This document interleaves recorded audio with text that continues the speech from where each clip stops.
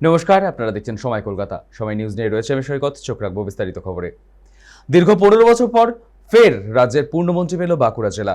শনিবার ব্রিগেড মঞ্চে বিজেপি সরকারের তরফে মন্ত্রী হিসেবে শপথ নেন রানীবাঁধের বিজেপি বিধায়ক তথা রাজ্যের মন্ত্রী ক্ষুদিরাম টুডু।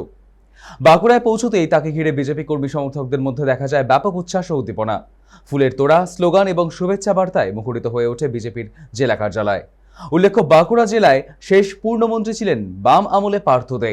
তারপর দীর্ঘ 1.5 দশক ধরে জেলায় কোনো জনপ্রতিনিধি পূর্ণমন্ত্রীর দায়িত্ব পাননি। তবে এবার জঙ্গলমহল থেকে এই প্রথম কোনো জনপ্রতিনিধি পূর্ণমন্ত্রীর দায়িত্ব পেলেন। ফলে ক্ষুদিরাম টুডুর মন্ত্রী হওয়াকে ঘিরে জেলায় তৈরি হয়েছে আলাদা উন্মাদনা। মন্ত্রী হিসেবে দায়িত্ব নেওয়ার পর ক্ষুদিরাম টুডু জানিয়েছেন, ভুয়ো তপশিলি উপজাতি শংসাপত্র বাতিলের বিষয়ে উদ্যোগ নেওয়া হবে। পাশাপাশি স্কুল সার্ভিস কমিশনের মাধ্যমে শিক্ষক নিয়োগ করে জঙ্গলমহলের বন্ধ হয়ে যাওয়া স্কুলগুলি পুনরায় চালু করাও তার অন্যতম অগ্রাধিকার।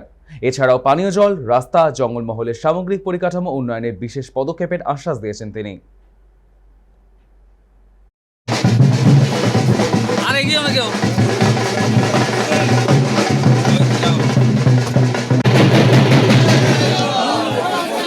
যে মানুষের কি উচ্ছ্বাস, অর্থাৎ এই এতে প্রমাণিত সবকিছুতে আপনারা পাচ্ছেন। অমিত শাহ, নরেন্দ্র মোদী তারা যোগ্য লোককে চয়ন করেছে।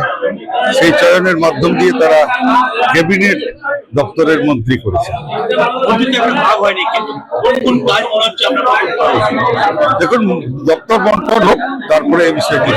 জঙ্গলমহলের যেটা উন্নয়ন হয়নি এবং যেগুলো হচ্ছে আপনার আদিবাসীদের হোস্টেল বন্ধ হয়েছে, ফেক এসটি সার্টিফিকেট মানে রমরমা হয়েছে পশ্চিমবাংলার বুকে, যেখানে পানীয় জলের সমস্যা জঙ্গলমহলে রয়েছে, রাস্তার সমস্যা, হসপিটালগুলোতে ডাক্তার নেই, স্কুলের শিক্ষক নেই।